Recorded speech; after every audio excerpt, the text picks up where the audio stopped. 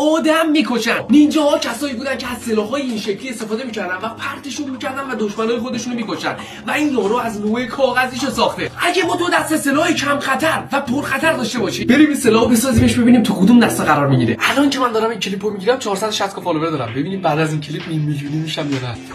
کاغذ آچار که باید عرض و طولش رو یکی کنه و یه مربع ازش بکشیم بیرون.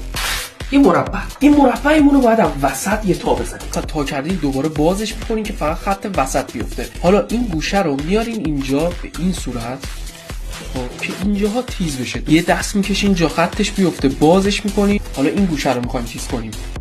میاریمش این شکلی روی این خط قرار میگیره، دوباره این کارو می‌کنیم تا خطش بیفته. برای 4 گوشه هم باید این کارو انجام بدیم.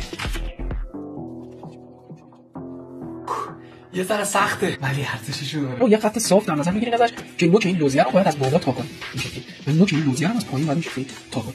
و این گوشه خودش خط کات داره. بعد اون خط رو این شکلی خمش کنیم. از نوک این لوزیه دوباره بعد این خط پایین رو بیاریم بندازیم اینجا.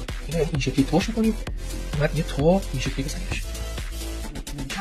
مثل سری قبل این گوشه که خودش خط داره رو تا می‌کنیم. این خط رو با این خط یکی می‌کنیم. این شکلی. حالا در مورد اینجایی که خط داره همینجا رو باید این شکلی ترش کنیم. بعد دوباره باید از این خطی که اینجا دوباره مثل سری قبل یه تا بزنیم زیر که خودش چفت بشه. این نوچه رو شاید بدیمش زیر.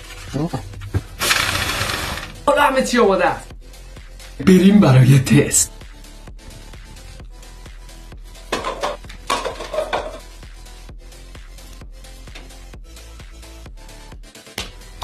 پشمتون رو برام کامنت کنید.